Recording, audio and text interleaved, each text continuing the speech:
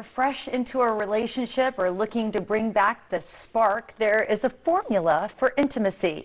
Joining us now from Kickass Couples Nation is Chief Inspirational Officer Matthew P. Hoffman, who is the author of Kickass Husband. Matthew, welcome back to Bloom. Thanks, Gail. Great to be back with you. So I love this subject, and I think we should start with the fact that a lot of times when people say intimacy, they immediately think sex, but that's not everything that falls under that umbrella. Definitely not. It's definitely one thing, and I would say it's often the last thing. If you ask a woman, that's probably not her first response. If you ask most men, it's probably the first thing that they're going to say when they think of intimacy. So how is true intimacy built in relationships? That's a great question, Gail. And I look at there's 5 layers or 5 steps to get there, and sex is one of them, but it's the last. And it's all about deepening and building a connection with your partner and your spouse. And I think some of the best ways to do that, one, it would be spiritual, another would be emotionally, another one would be physically, not including sex, outside of sex, and then of course, sex is one that's there as well.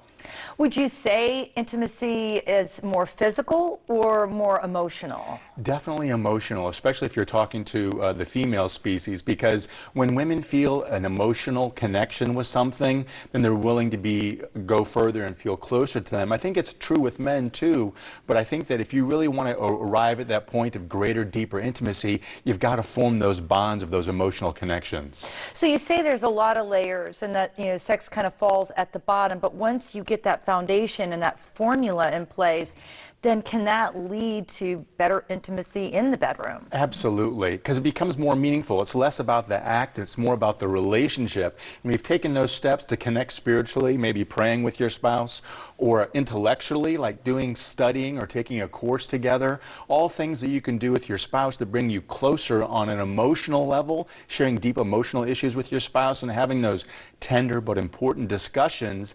They make you want to be close and end up in that intimate sexual relationship, which is then more fulfilling because you feel you're closer connected to the person that you're involved with. And what about just like kind of carving out time? Like I know at the end of a busy work day, my husband and I come, we do the dishes, we dinner with the family, and then we try, when it's not too jam-packed, just to sit somewhere, many times outside, and just talk. Because you don't find a lot of time to do that. No, you don't. You really have to schedule those times, Gail, and be intentional, because they don't just happen, right? We schedule workouts, we schedule our job and all the meetings we have to have, but if we don't schedule and carve that time out to have that connection with our spouse, we can start to have that drift, and then we do feel more distant. And when you have that connection and you figure out what's going on in their emotional world, you feel closer, and then you're drawn to them, and it makes that time together more special. I know you and your wife Kim, you talk to a lot of couples through your podcast, which is so entertaining, by the way, and my husband Mark and I are now up and running on the podcast now too. That's so right. We were excited to be a part of it as well. And you do talk, you must hear such different perspectives when it comes to intimacy.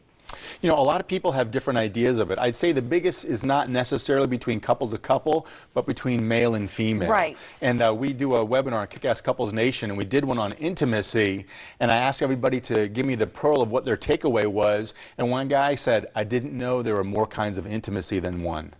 And we talked about 5 different in that time span. So a lot of it's really education and expectation. And the world puts out in front of us how important sex is and how great it is. And it is, but it's really what is behind it that leads up to it that can make it so fulfilling. So you mentioned like maybe spiritually coming together, educationally coming together. Are there any other actionable steps that we can do to build that intimacy? Sure thing. Physical touch is important. And I mean physical outside of sex. It could be holding hands. It could be putting your arm around your spouse. It could be running your hands through their hair, sitting in their lap, putting your hand on their knee, grabbing that hand and holding them when they're walking or talking about something. When they're sharing a deep emotion, getting that physical connection as well, because then you're not only connecting emotionally, but you're connecting physically. And so those are some of the things that you can take and do. That is awesome. Anything else coming up that we need to know about in your world? Kickass Couples Nation Foundation is kicking off our platform coming up in June. We're there to help couples that want to deepen and strengthen their relationship, so we invite you to check us out and see what we're doing. All right, thank you, Matthew. It's always so much fun having you in studio. Nice to be here. Thanks, Gayle. And to find out more about Matthew, his podcast and book, just head to wfla.com/Bloom. I'll put a link right there for you. And we will be back with more Bloom right after this.